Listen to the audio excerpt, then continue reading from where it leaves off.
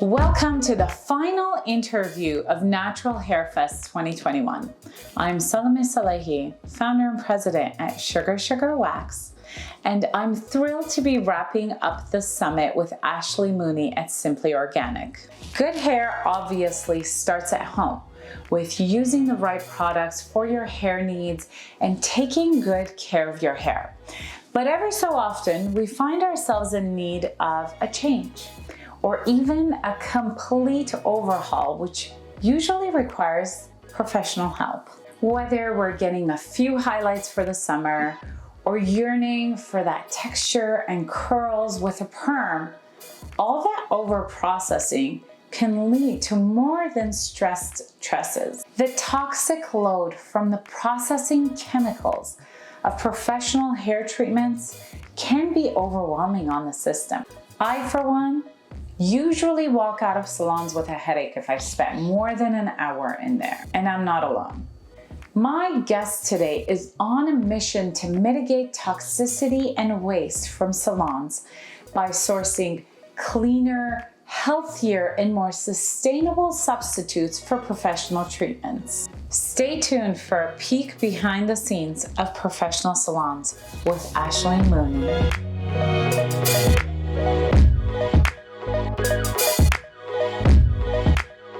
Welcome back to the last week of HairFest 2021. I am here today with Ashley Mooney, who is the president of Simply Organic. Simply Organic curates a selection of products that are healthier, safer, sustainable alternatives for salons and stylists. Welcome to Natural Beauty Summit, Ashley. Thank you, Salome. I'm so happy to be here and to talk about the mission and everything we're working on together. Awesome. Well, we're just going to get right into it because it wasn't until I got to know you a little bit better that I understood that your mission actually goes quite a ways beyond just products. So let's get right into it. Salons have obviously been notorious for their toxicity and they still are for the most part. And aside from the toxicity of the products that you're getting put in your hair with like perms and color and relaxers and all of that, there's also all of these stylists that are underpaid and in a lot of cases uninsured. Can you talk about this kind of perfect storm and why it's important for us to spend some time to shed light on it today? Yes, absolutely. So our mission at the company is to change salons for the better. And that started over 20 years ago with the goal of just offering, healthier, safer alternatives to hairdressers, but it really has evolved into a lot since then. So I think there was a 2010 study that concluded that cosmetologists are at the highest risk for breast cancer and chronic respiratory diseases. So we always knew that there was these sort of health risks involved. Then we got to know who we serve a little better and realized that the average annual income of a hairstylist is $26,000 a year. Yeah, it's 30% below the US national average. And on top of that, there's even a larger wage gap between male and female hairstylists. And as we dug into these numbers a little deeper, we really wanted to learn, why there was such a gap. And I think a lot of it is a little bit of, this is cosmetologists are vocationally trained. So maybe they didn't get some of that background and they always have been more on the creative side. And maybe have not just been served and empowered to just charge what they're worth. So in addition to providing safer alternatives, we also focused on the business of being a beauty professional and have developed tools and curriculum around elevating the hairstylist as a whole, because everything you said is spot on. Many stylists work many long hours behind the chair and they're uninsured or they don't have sick time and they don't have any paid time off. And you already know the annual income figures. So all of that has created a challenge, I think, and a problem that's worthy of being solved. Yeah, absolutely. And your mission as Simply Organic is, to supply stylists with these safer alternatives. But honestly, until I spoke to you, I didn't really even think that there is a safer or healthier alternative to lighteners. When we're going into the summer, everyone wants to like lighten the hair shades and get their highlights. But I didn't think that there is a really non toxic way to do that. And like my exposure personally, like every time I go and have like a serious service at a salon where I'm in the chair for a few hours getting lightened or colored or whatever the service may be, I always leave with this like awful headache.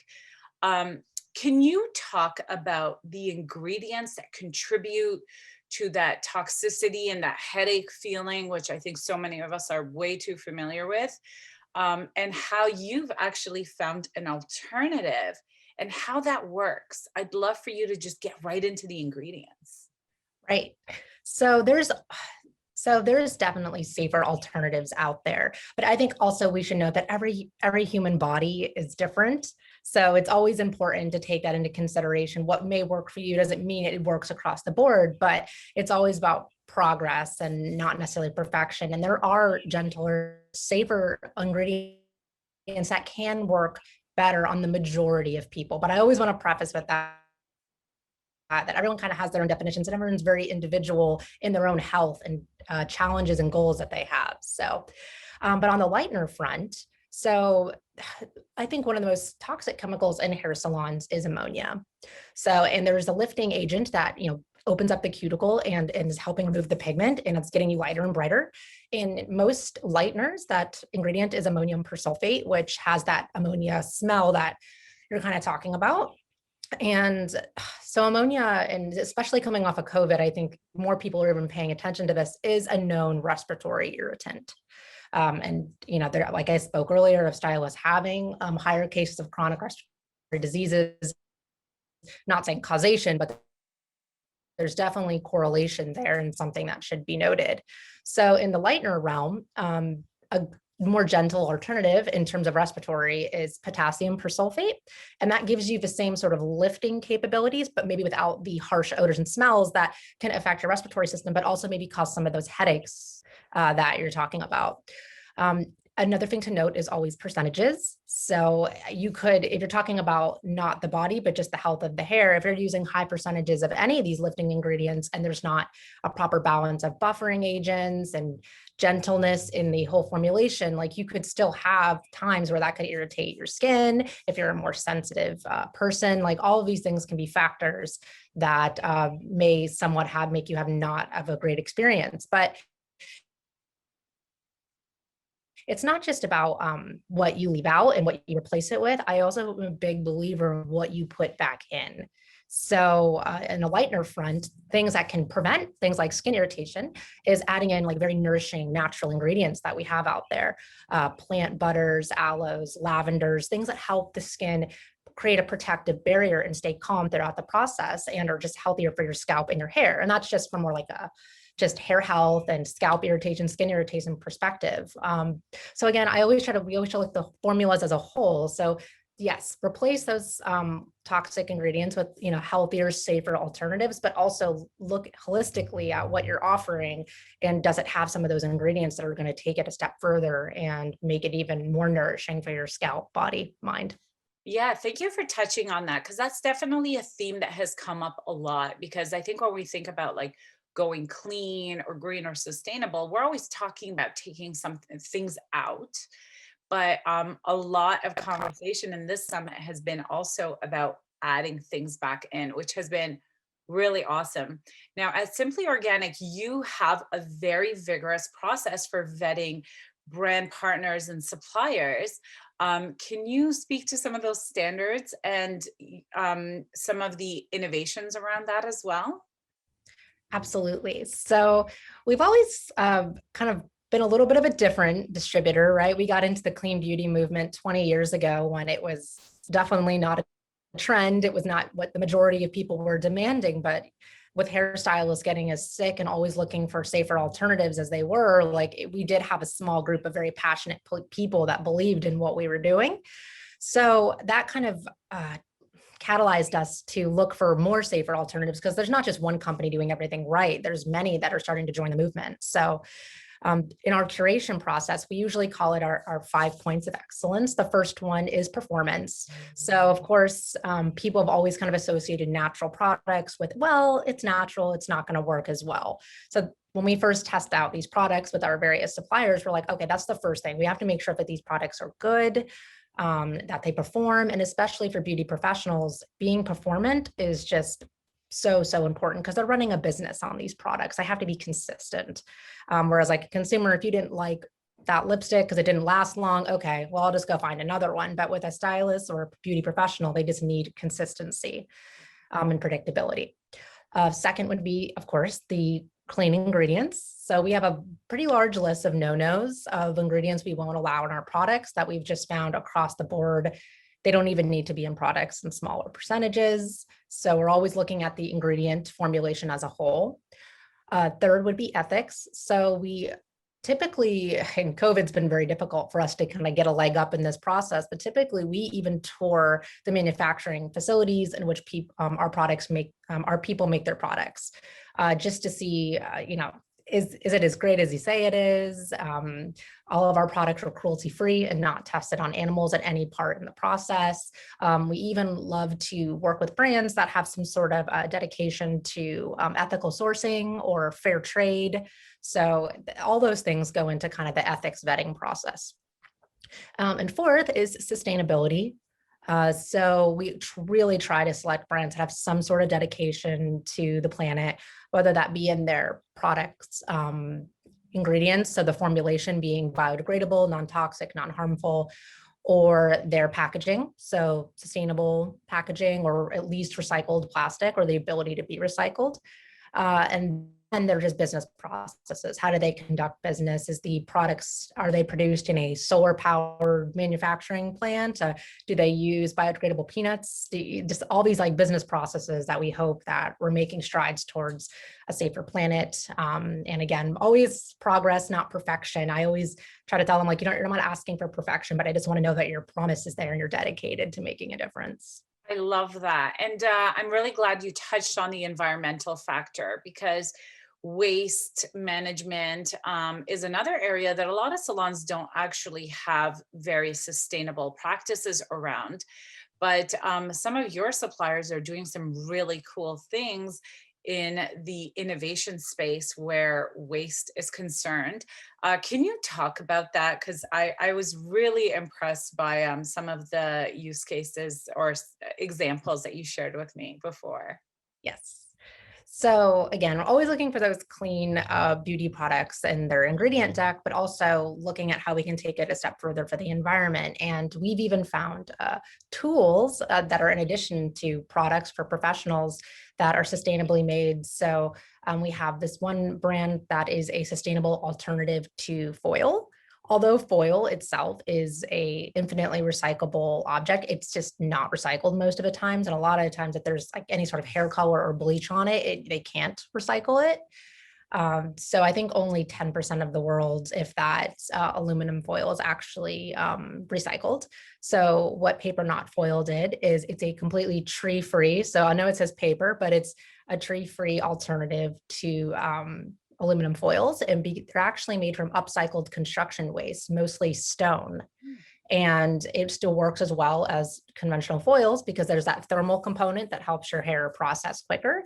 But because it's mostly stone, it still has that thermal component. So if you could think like a stone pizza oven and how it kind of holds heat to cook a pizza, it still has those awesome thermal conductive properties. And it's overall, it's a 96% less carbon to produce. They completely degrade in any landfills, and they're completely compostable without having any harmful effect on the environment. So they're a very innovative tool that we found. That's incredible. I love that. That's just, I want to see that everywhere. Right. And in terms of packaging, do you have some examples that you can share? Because I know that this is something that I also feel very strongly about in my business as well. So I'd love for you to talk about glass. Yes. So many of our brands that we curate and also are in development and you know how hard this was we've chose glass for our packaging. And I know I do commend brands. Would never say anything negative that are trying to use, post-consumer plastic or upcycled plastic. Like it's again, progress, not perfection, but it's just glass is such a beautiful alternative just because it is infinitely recyclable. If it's amber glass, you're getting kind of a natural preservative and protectant of the product that's inside. It's really eye-catching and easily upcycled, but also there is another kind of harmful side to plastic in which it kind of can potentially could leach harmful chemicals into our products. And eventually plastic, although recycled and all these lovely things, there are some points where it can't even be recycled anymore because it gets too weak. And once it gets too weak, then you can't recycle it and you're just kind of left with waste again. So I just think glass you heard it here, but I'm sure many people are doing it now. I just think it's the way of the future. And it's just with it only being sand, silica and fire, it's one of nature's most like precious gifts to us. And I hope more companies will opt to put their products in glass if it's possible. Oh, I love how you said that. It is one of nature's best gifts to us. And, you and I talked about this. We were so adamant about coming out of the gate with glass and avoiding as much plastic as possible. And I don't know if enough brands are doing this yet, but I hope that is the way of the future, because it's just such a different environmental impact. And I'd love to see more brands getting into it. Now, I want to talk to you a little bit about making the switch, because I love learning about like better, cleaner, more sustainable alternatives. But like the task of like, finding a salon that's sustainable and like less toxic and, fair and all of that seems like finding a needle in a haystack, because there's so many salons and like, who's got time to call them one by one and ask them all these questions? But what I love that you guys have done is you've actually really simplified the process. Can you talk about this concierge matchmaking service that you have? Yes. So because we are a distributor of many brands, we find that people reach out to us not so much for our brands, but for the actual I want to find something cleaner, or if they are looking for something specific, we can point them in the right direction. So I'll plug this a little bit, but on our website, we just have a contact page that has, if you're looking for a salon in your area, it gives you the ability to just submit that to our Salon Liaison program. And then they dive a little bit deeper, like what exactly are you looking for? Like what is are we just trying to go cleaner, less toxic? Then we can find something. If they're trying to find a specific scalp treatment or down to like a certain skincare product, we can give them the right salon in their area. And that's just from our community of holistic hairstylists that are simply organic beauty salons. And I think a lot of that is hard, because if someone's not necessarily marketing themselves as a clean beauty stylist, but maybe they do use some of our products, it's a way to kind of navigate that a little easier for consumers trying to find a more natural beauty spot. Yeah, and I think that's like really just coming full circle with it, because clean beauty is still a relatively new concept for a lot of people. And, even people like me who are immersed in it, I'm still learning like every day, every conversation. So to have that ability to be able to go from like, okay, now I know, from like knowing to doing, and the fact that you facilitate that, I think really rounds out the whole experience. Now, what if you have someone who's like, I don't know, living somewhere remote, or like maybe there aren't any simply organic salon partners in their area for whatever reason?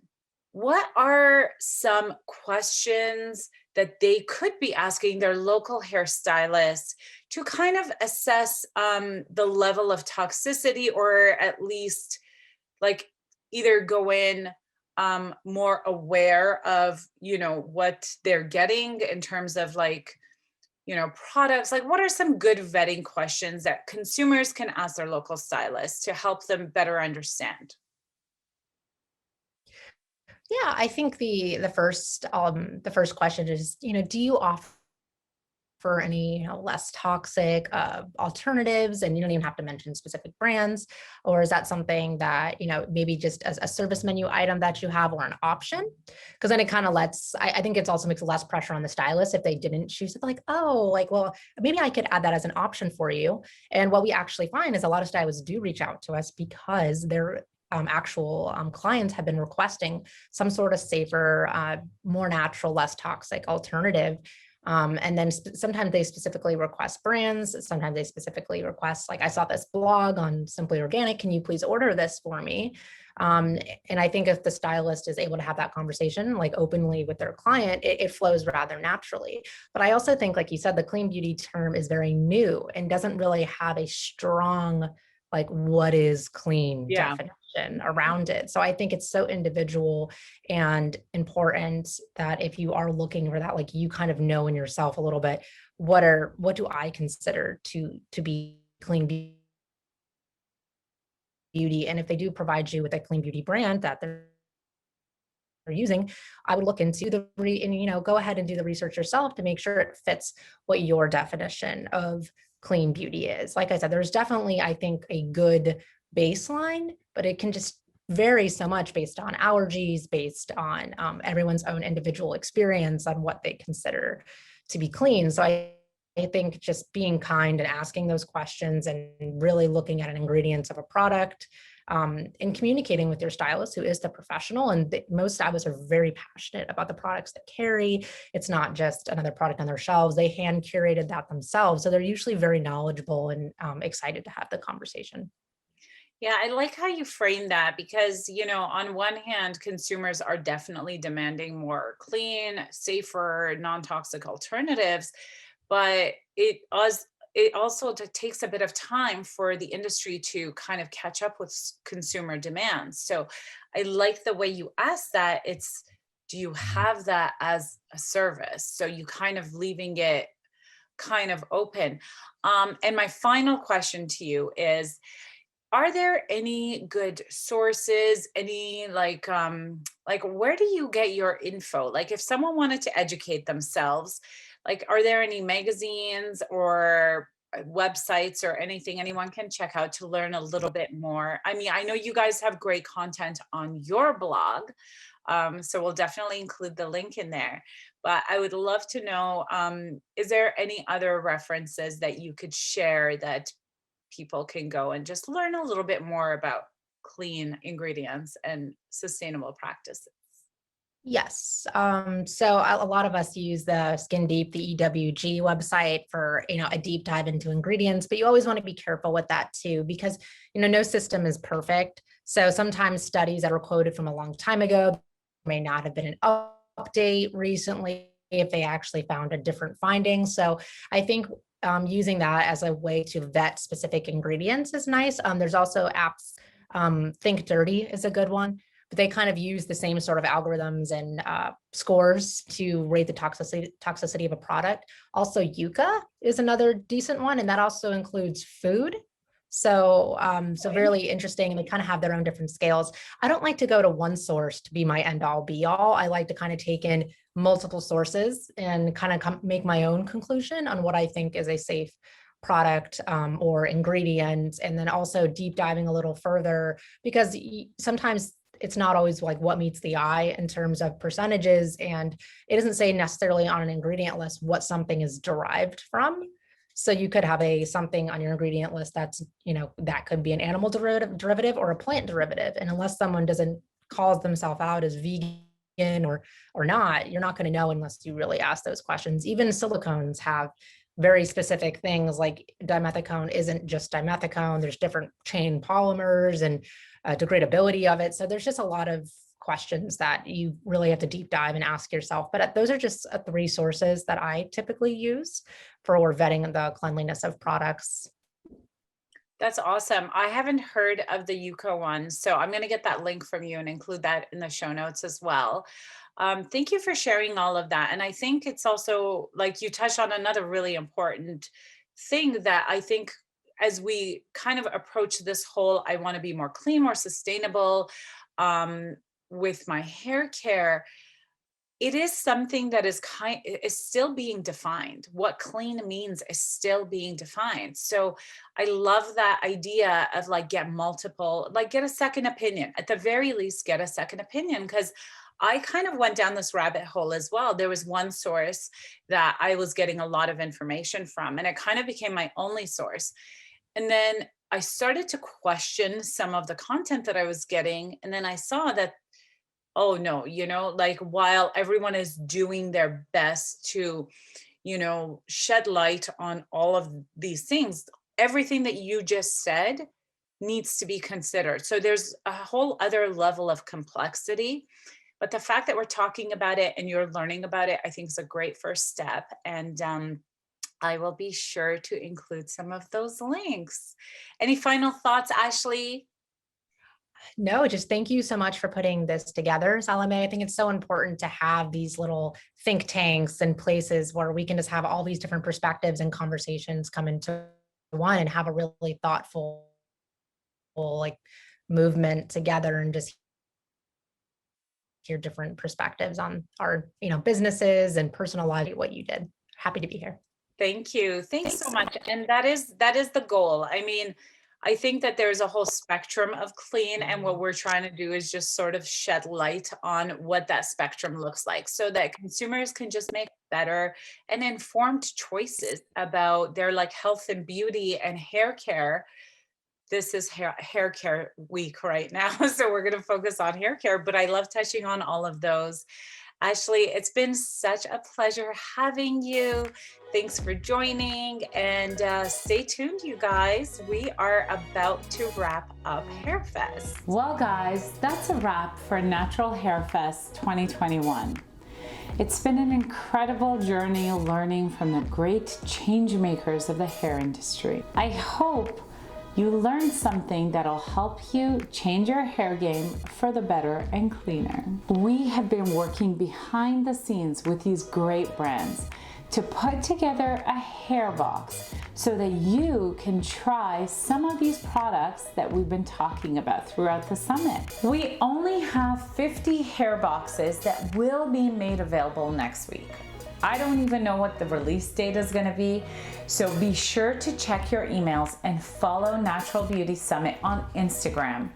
The handle is NBS, like Natural Beauty Summit _babe. And you'll be sure to get updates through Instagram and email about the hair boxes. Now, they're not gonna last very long, so just be sure to stay on top of your email. It's been so fun hanging out with you guys and interviewing these awesome people and learning so much about natural hair care. If you have any more questions, please email alex@naturalbeautysummit.org. And you can always find me on sugarsugarwax.com. Have a splendid summer and take good care of your hair.